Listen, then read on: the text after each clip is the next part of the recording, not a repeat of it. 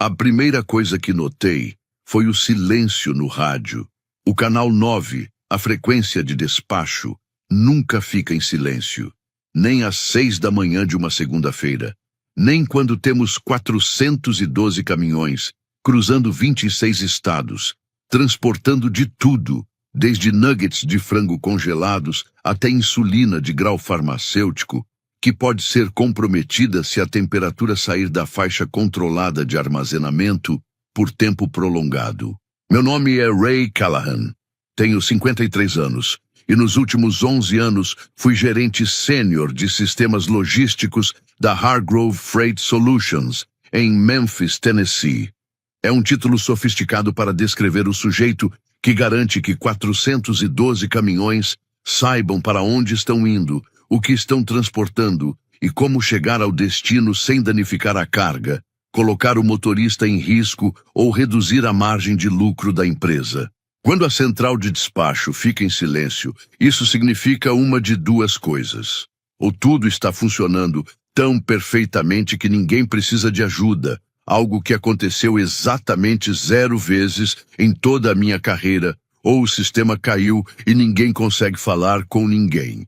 Eu tinha um péssimo pressentimento de que era a segunda opção. Deixe-me explicar uma coisa sobre logística de transporte que a maioria das pessoas não entende. Quando você compra alguma coisa pela internet e ela chega à sua casa 2 dias depois, parece mágica, mas não é. É o resultado de milhares de peças funcionando juntas graças a software, combustível diesel e pessoas como eu, que não dormem uma noite inteira há muito tempo. O sistema de roteamento que desenvolvi na Hargrove não é daqueles programas prontos que você compra de um fornecedor e instala em poucas horas. Ele é um organismo vivo que venho alimentando, ajustando, corrigindo e aprimorando há mais de uma década. Cada caminhão possui um rastreador GPS que se comunica com nosso servidor de despacho a cada 90 segundos. O sistema calcula as melhores rotas com base em janelas de entrega, condições de trânsito, clima, preços de combustível disponíveis nas redes de abastecimento que utilizamos e nas regras de horas de serviço que o Departamento de Transportes fiscaliza com rigor absoluto. Perder uma janela de entrega para a Kroger por apenas 30 minutos gera uma multa de $15.000. Permitir que um motorista ultrapasse o limite de 14 horas de trabalho pode resultar em uma multa de $16.000 por infração e ainda deixar uma marca negativa em nosso histórico de segurança durante 3 anos. Deixar uma carreta carregada de camarão congelado parada numa doca de carga em pleno mês de agosto, porque o algoritmo enviou o caminhão substituto para o depósito errado, pode representar $180.000 em mercadoria perdida que o cliente jamais verá novamente. Meu sistema administra tudo isso. Não é bonito. Ele funciona por meio de uma combinação de bancos de dados, SQL personalizados, APIs proprietárias conectadas aos sistemas de gerenciamento de armazéns dos nossos clientes e mais de 200.000 linhas de código que escrevi, reescrevi e remendei ao longo dos anos como alguém costurando no escuro. Mas funciona. Funciona todos os dias do ano porque o transporte de cargas não tira férias. E eu também não. O problema começou 3 meses antes, quando a Hargrove foi adquirida pela Meridian Capital Partners, uma empresa de private equity de Nova York, que compra companhias de logística da mesma forma que algumas pessoas compram sapatos por impulso, sem pensar se realmente servem. A Meridian enviou seu diretor de operações, um sujeito chamado Marcus Webb, para otimizar a empresa. Marcus tem 31 anos, usa aqueles ternos ajustados, sem meias e mocassins caros, e adora repetir expressões como integrar melhor nossas áreas e aumentar a eficiência operacional, sem aparentemente perceber que ninguém sabe exatamente o que ele quer dizer com isso. Ele possui um MBA pela Wharton, informação que consegue mencionar nos primeiros 4 minutos de qualquer conversa. Nunca esteve dentro da cabine de um caminhão, Nunca carregou uma carreta de 14 metros e 60 centímetros sob um calor de 38 graus e nunca precisou explicar para um motorista chamado Big Earl por que a rota dele mudou pela terceira vez, porque uma ponte no Arkansas ficou alagada. Marcus me chamou ao escritório numa quarta-feira. Ele havia reformulado completamente a sala, que antes pertencia à nossa antiga vice-presidente de operações, Janet Kowalski, uma mulher que realmente entendia de transporte rodoviário e que foi empurrada para uma aposentadoria antecipada no mesmo dia em que a Meridian assumiu o controle da empresa. Agora havia uma mesa com regulagem de altura, um monitor gigantesco e uma planta que eu tinha quase certeza de que era artificial. Ray, disse ele, sem tirar os olhos do laptop, grandes mudanças estão chegando. Vamos implantar uma nova plataforma de gestão de frotas chamada Synaptic Route. Ela utiliza inteligência artificial, é totalmente baseada em nuvem e vai transformar a forma como fazemos logística. Eu me sentei, apesar de não haver cadeira. Peguei uma no corredor e a arrastei para dentro da sala. O que é a Synaptic Route? Marcus virou a tela para mim. O site era cheio de fundos em tons de azul e fotos de caminhões claramente europeus, porque as cabines eram diferentes das nossas. É uma startup de Austin. Meu amigo Chad lidera o projeto. Eles criaram um mecanismo de roteamento com inteligência artificial capaz de substituir completamente seu sistema antigo. Otimização em tempo real, análises preditivas, programação automática de rotas, tudo o que você imaginar. Meu amigo Chad. Esse foi o primeiro sinal de alerta. O segundo foi que eu nunca tinha ouvido falar da Synaptic Route, e conhecer as principais plataformas de logística do mercado faz parte do meu trabalho. Qual é o maior tamanho de frota que eles já operaram? Perguntei. Marcus rolou a página. Diz aqui que eles já atenderam frotas de até 50 veículos. 50. Nós operávamos 412. Era como testar uma canoa em um lago e depois levá-la para o Oceano Atlântico durante a temporada de furacões. Ela é escalável, respondeu Marcus com a confiança de quem nunca precisou escalar nada. Chad me garantiu. A inteligência artificial aprende conforme opera. A inteligência artificial aprende conforme opera. Quero que você pense nessa frase por um instante. O sistema responsável por direcionar entre 2 e 3 milhões de dólares em cargas por dia, atravessando 26 estados, vai aprender conforme opera. É como dizer que o piloto do seu voo transcontinental vai descobrir como pousar enquanto a aeronave ainda está no ar. Marcus, falei, mantendo a calma. Nosso sistema cuida da conformidade regulatória exigida pelo Departamento de Transportes em todos os estados onde operamos. Regras de horas de serviço, integração com sistemas ELD, restrições para transporte de materiais perigosos. Nós transportamos cargas inflamáveis e produtos corrosivos, sujeitos a restrições específicas de rota, que legalmente não podem passar por determinados túneis, cruzar certas pontes ou circular próximos de algumas instalações críticas. A Synaptic Route lida com conformidade para transporte de materiais perigosos. Marcus me encarou por um segundo. Ela faz roteamento. Tenho certeza de que isso está incluído. Tenho certeza de que isso está incluído. Essas palavras me disseram tudo o que eu precisava saber. Aquele homem estava prestes a apostar toda a empresa em um sistema criado pela startup de um amigo da faculdade que nunca havia operado uma frota do nosso tamanho, provavelmente não possuía um módulo adequado para a conformidade de materiais perigosos e pretendia aprender enquanto estivesse em funcionamento. Mas a verdade é que Marcus não queria minha opinião. Ele queria minha saída. 3 dias depois, o RH me enviou um convite para uma reunião chamada Reestruturação Organizacional. Eu sabia exatamente o que aquilo significava.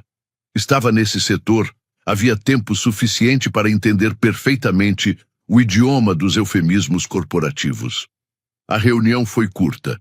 Na sala estavam Marcos, a diretora de recursos humanos, Denise Worthington, e um rapaz de 26 anos chamado Tyler Price, que Marcos apresentou como o novo diretor de tecnologia logística da empresa. Tyler havia concluído um curso acelerado de programação apenas 8 meses antes, trabalhado na startup de Chad durante 6 meses e agora, aparentemente, estava qualificado para substituir alguém que fazia aquele trabalho havia 11 anos. Tyler vai liderar a migração para a Synaptic Route, disse Marcos. Precisaremos que você entregue todo o acesso ao sistema e toda a documentação até sexta-feira. Sexta-feira. E ainda era terça-feira. Eles queriam que eu transferisse mais de uma década de conhecimento acumulado em apenas 3 dias.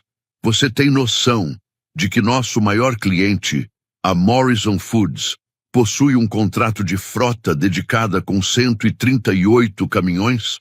As janelas de entrega deles são controladas em intervalos de 15 minutos. Se perdermos uma dessas janelas em um centro de distribuição, eles não apenas aplicam multas, como também possuem o direito contratual de rescindir o acordo e nos processar por prejuízos. Meu sistema manteve um índice de 99,2% de entregas dentro do prazo para a Morrison durante 7 anos consecutivos. A IA da Synaptic Route vai dar conta, respondeu Tyler sem tirar os olhos do celular. Ela foi treinada com milhões de registros. Milhões de registros de onde? Perguntei. Tyler lançou um olhar para Marcos, como se não soubesse se deveria responder. Principalmente de ambientes simulados, mas os modelos são extremamente robustos. Ambientes simulados. Ele havia treinado a inteligência artificial com dados artificiais e agora estava prestes a colocá-la para comandar caminhões reais, transportando cargas reais que valiam dinheiro de verdade. Aquilo seria espetacular, e não de uma forma positiva. Passei a quarta e a quinta-feira fazendo exatamente o que me pediram, documentando tudo o que podia. Mas essa é a realidade dos sistemas complexos, que evoluem ao longo de 11 anos. Você não consegue colocar experiência prática em um manual. Não consegue documentar o fato de que o centro de distribuição da Morrison, em Charlotte, possui um supervisor de doca chamado Dwayne, que sempre registra os caminhões como atrasados quando eles chegam durante o horário de almoço dele, mesmo quando estão dentro do horário. Por isso, as entregas em Charlotte precisam chegar antes das 11h30 da manhã, ou depois da 1h15 da tarde.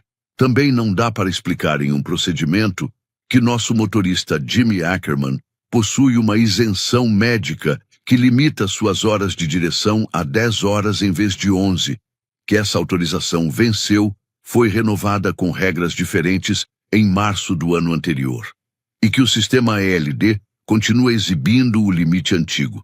Por isso, toda segunda-feira de manhã, é necessário corrigir essa informação manualmente. Caso contrário, ele acaba sendo registrado como infrator por algo que não fez. Tyler me acompanhou durante aqueles 2 dias. As perguntas que fazia deixavam claro que ele não entendia nem o básico. O que é um documento de embarque?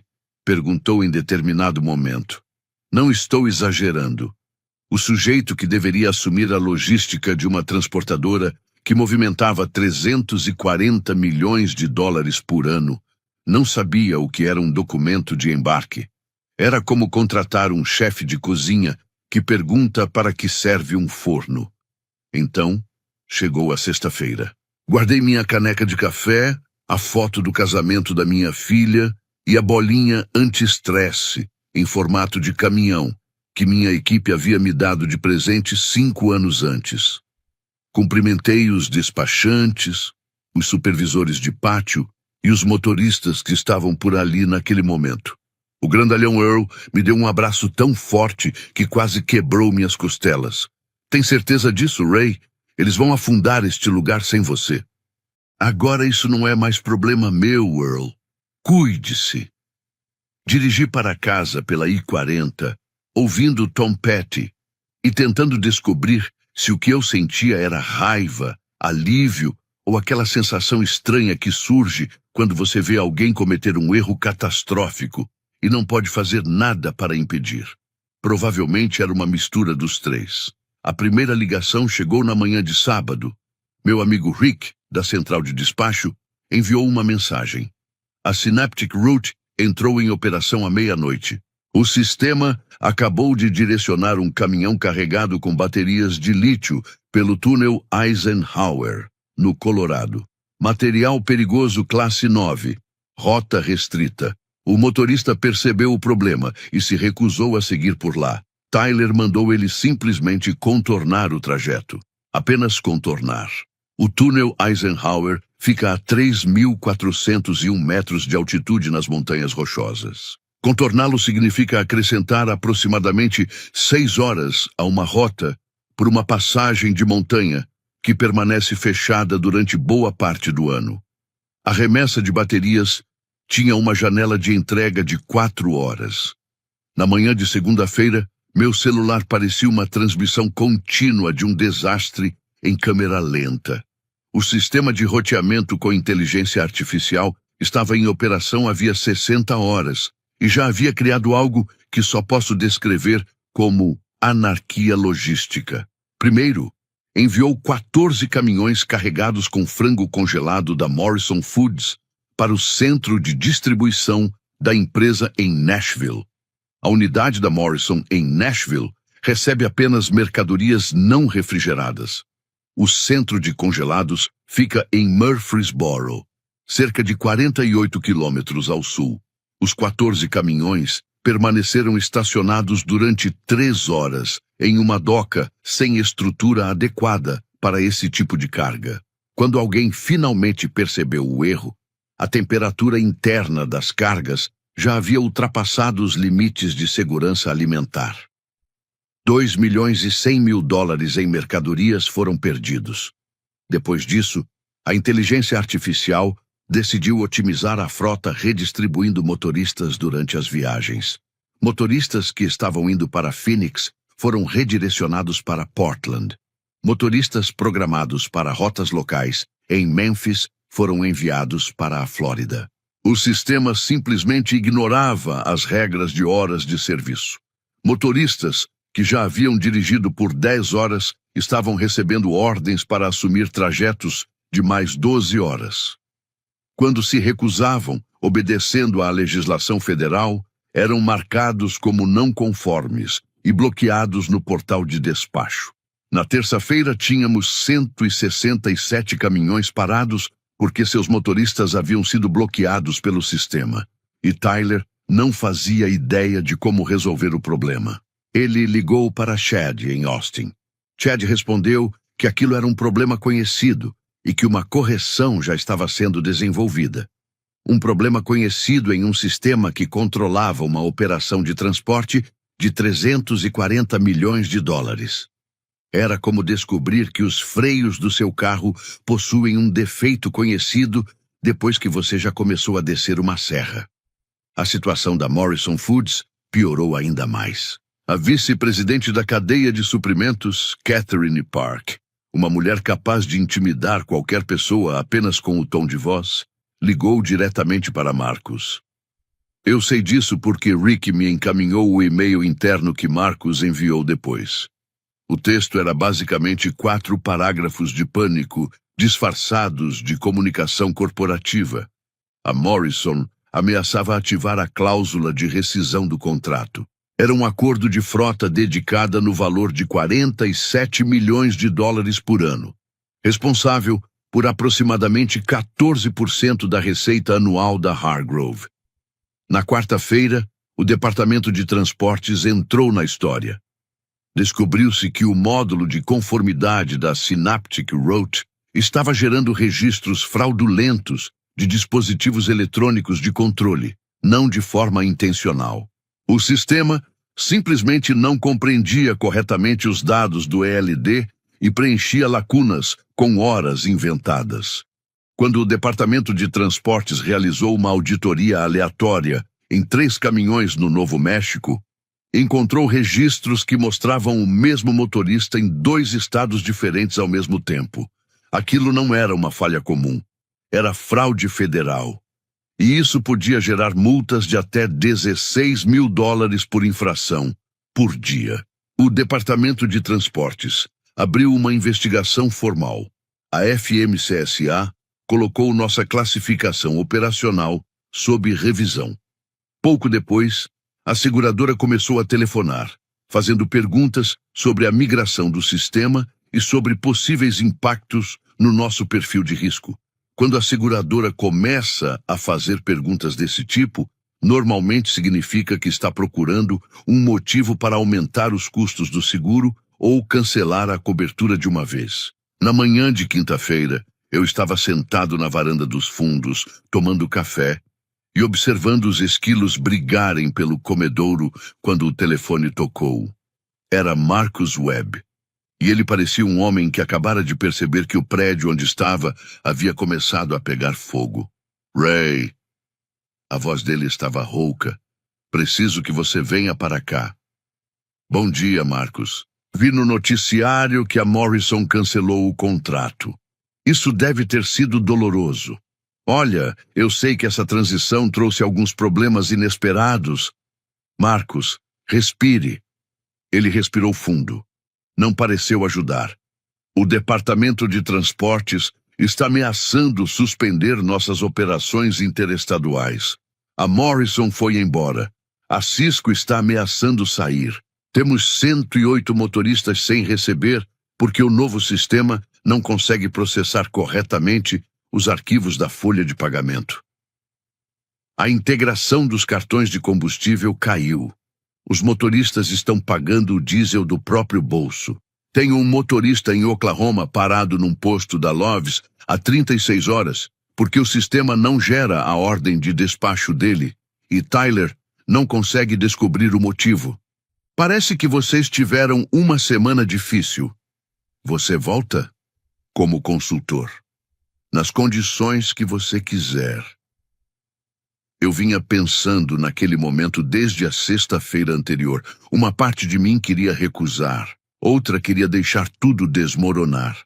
Mas então pensei nos motoristas, em Earl, com a mensalidade da faculdade da filha se aproximando, em Jimmy Ackerman, que enviava dinheiro para a mãe no asilo todas as semanas, nos 412 motoristas que não haviam criado aquele desastre, mas estavam sofrendo as consequências.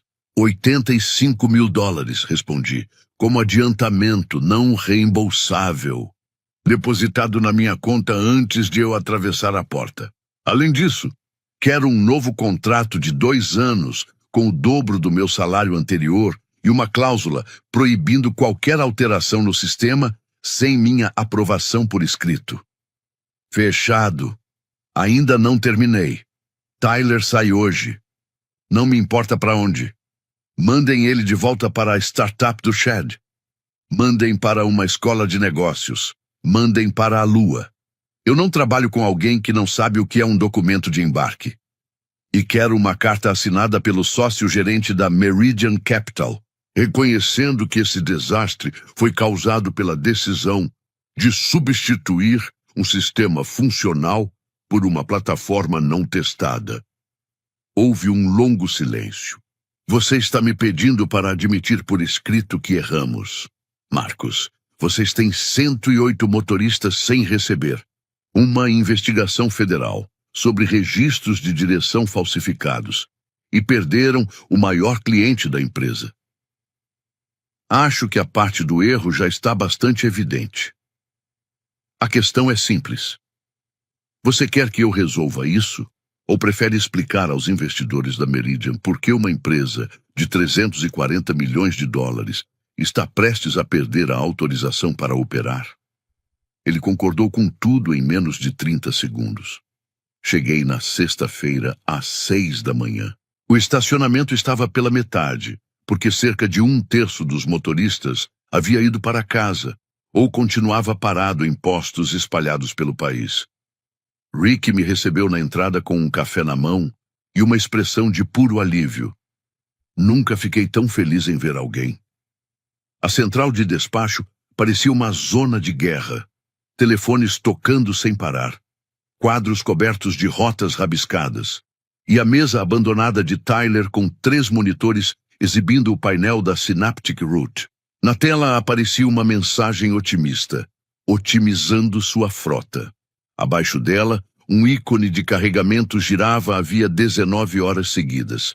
A primeira coisa que fiz foi desligar a Synaptic Route, sem cerimônia, metafórica e literalmente. Desconectei as APIs, revoguei os tokens de acesso e interrompi toda a integração em nuvem. Tyler nunca havia desligado meu sistema antigo porque nem sabia onde ele estava. Ele permanecia nos mesmos servidores, intacto, como um cachorro fiel, esperando o dono voltar para casa. Coloquei meu sistema novamente em funcionamento em 40 minutos. O mecanismo de roteamento iniciou. Identificou que 412 caminhões estavam espalhados pelo país em posições completamente ilógicas e começou a calcular rotas de recuperação. Passei as 14 horas seguintes reatribuindo caminhões manualmente, verificando a situação de horas de serviço de cada motorista com base na realidade e não nos registros falsificados criados pela Synaptic Route. Também reconstruí toda a programação de entregas da Morrison, não porque a Morrison fosse voltar, mas porque a Cisco utilizava uma estrutura operacional semelhante e eu precisava provar que nosso sistema continuava funcionando antes que eles também desistissem. Na tarde de sábado, todos os motoristas já tinham uma ordem de despacho válida. Os cartões de combustível foram reativados. Os arquivos da folha de pagamento foram corrigidos e enviados para processamento emergencial. Eu liguei pessoalmente para a investigadora da FMCSA em Albuquerque, uma mulher objetiva chamada Rivera, e expliquei detalhadamente tudo o que havia acontecido. Mostrei os registros falsificados do ELD. Demonstrei que haviam sido gerados por um sistema de inteligência artificial de terceiros que já estava desligado. Também apresentei registros limpos do meu sistema original, comprovando nosso histórico real de conformidade. Ela não ficou satisfeita, mas foi justa. A investigação continuaria. Mesmo assim, ela recomendou que não fosse emitida uma ordem imediata de suspensão das operações. A Cisco permaneceu. O Departamento de Transportes reduziu a investigação de risco iminente para uma revisão de conformidade. Os 108 motoristas receberam os valores atrasados na quarta-feira seguinte, junto com um bônus pelo transtorno. O contrato da Morrison estava perdido. Aquilo doeu. 47 milhões de dólares por ano. E Catherine Park não era exatamente uma pessoa conhecida por perdoar erros. Marcos tentou ligar para ela. Ela não atendeu, mas enviou um e-mail. 3 frases. Ouvi Marcos lendo a mensagem no escritório, e mesmo através da porta fechada, era possível perceber a derrota na voz dele. 3 semanas depois, Marcos foi transferido para outra empresa do portfólio da Meridian. Os rumores diziam que agora estava tentando otimizar uma rede de lava-rápidos em Nova Jersey. Tyler voltou para Austin. Também ouvi que a startup de Chad perdeu mais 2 clientes depois que nosso desastre se espalhou pelo setor. Quando uma plataforma de logística provoca uma investigação federal, a notícia viaja rápido. Muito mais rápido do que a Synaptic Route conseguia direcionar um caminhão. Eu fiquei com o escritório de canto. Nada extravagante. Mesmo prédio, mesmo andar, mas com uma janela voltada para o pátio dos caminhões. Todas as manhãs, eu observava os veículos saindo com os faróis acesos e os motores diesel roncando, seguindo para os lugares certos, porque o sistema que dizia para cada caminhão para onde ele deveria ir havia sido criado por alguém que entendia que por trás de cada dado existe uma pessoa real, uma pessoa com família, com contas para pagar, com filhos que precisam de aparelho ortodôntico. Na sexta-feira anterior, Rick passou pelo meu escritório trazendo um presente. Era uma bolinha anti-estresse em formato de caminhão, igual à antiga. Mas aquela tinha uma inscrição: Mestre das Rotas, insubstituível. Coloquei o presente sobre a mesa, ao lado da minha caneca de café, e me recostei na cadeira. Pela janela vi o caminhão de Big Earl, saindo do pátio, exatamente no horário, seguindo para Charlotte. Ele chegaria à doca de Duane muito antes do almoço, porque o sistema sabia que precisava colocá-lo lá antes das 11h15. Existem coisas que você não consegue ensinar a um algoritmo. Existem coisas que só se aprendem estando presente todos os dias, resolvendo problemas que não aparecem em ambientes simulados, criando soluções para um mundo que não funciona com dados perfeitos e condições ideais. Você pode usar todos os termos da moda ligados à inteligência artificial, aprendizado de máquina e computação em nuvem. Mas, no fim das contas, alguém precisa saber que Duane almoça às 11h30, que a isenção médica de Jimmy mudou em março do ano passado, e que o túnel Eisenhower possui restrições rigorosas para determinadas classes de materiais perigosos. Alguém precisa se importar o suficiente para lembrar dessas coisas. Muitas vezes, a maior armadilha não é a falta de tecnologia, mas a crença de que tecnologia elimina a necessidade de experiência. Organizações inteiras costumam valorizar aquilo que conseguem medir em relatórios, apresentações e planilhas, enquanto ignoram conhecimentos invisíveis construídos ao longo de anos. O que salvava a operação da Hargrove não era apenas um software, mas a compreensão profunda das pessoas, dos processos e dos detalhes que nunca aparecem em um manual. A história mostra que competência verdadeira raramente chama a atenção até o dia em que desaparece. E quando desaparece, o custo costuma ser muito maior do que qualquer gestor imaginava. Em muitos ambientes profissionais, os resultados são tratados como algo automático, quando, na verdade, dependem de pessoas que resolvem problemas silenciosamente todos os dias. O reconhecimento costuma chegar tarde demais. A grande pergunta é: quantas estruturas estão funcionando hoje apenas porque alguém experiente continua sustentando tudo sem receber o devido valor? A principal lição desta história é que conhecimento prático não pode ser substituído apenas por entusiasmo, diplomas ou promessas de inovação. A experiência acumulada carrega milhares de detalhes que não aparecem em relatórios, treinamentos ou sistemas automatizados. Empresas que ignoram isso correm o risco de destruir processos eficientes em busca de soluções aparentemente modernas. Inovação é importante, mas inovação sem entendimento profundo da realidade costuma gerar caos. O sucesso sustentável nasce quando tecnologia e experiência trabalham juntas, não quando uma tenta eliminar a outra.